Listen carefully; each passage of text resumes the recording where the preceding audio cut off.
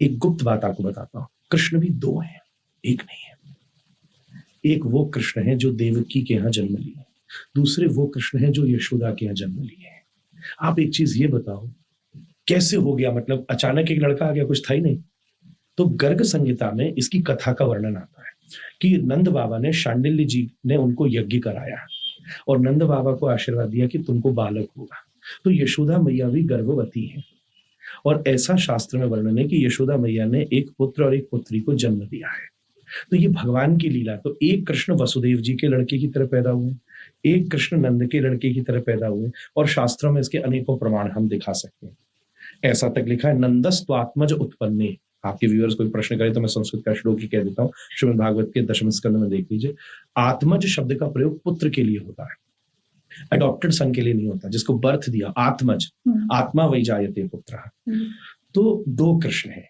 अगर ये रहस्य सबको नहीं पता रहते तो, और इसको जानने के लिए थोड़ा सा भक्त भी बनना पड़ता है, क्योंकि ये मेटाफर्स है, ये बहुत एक प्रकार से ईश्वरीय लीला, इंसान की लीला नहीं, भगवान की लीला।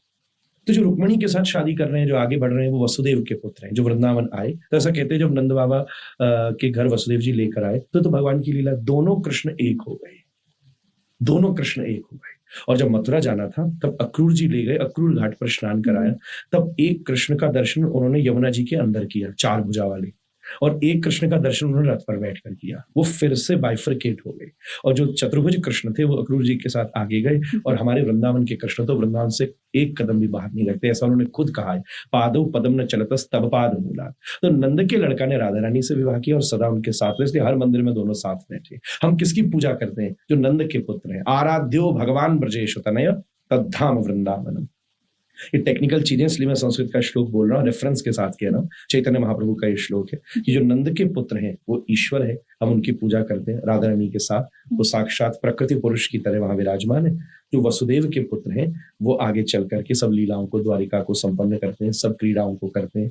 पर ये दो हो जाए या ये 2000 हो जाए, राम और कृष्ण भी तो वही है, शिव भी तो, तत्वतः वो सब एक ही चीज है, तत्व तो सब एक ही है, पर लीलातः, घटनातः, संबंधतः वो फिर भी अलग अलग है।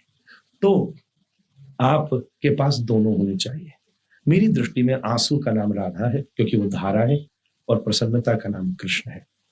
चेहरे की मुस्कुराहट ही कृष्ण है और आंखों का अश्रु ही राधा है।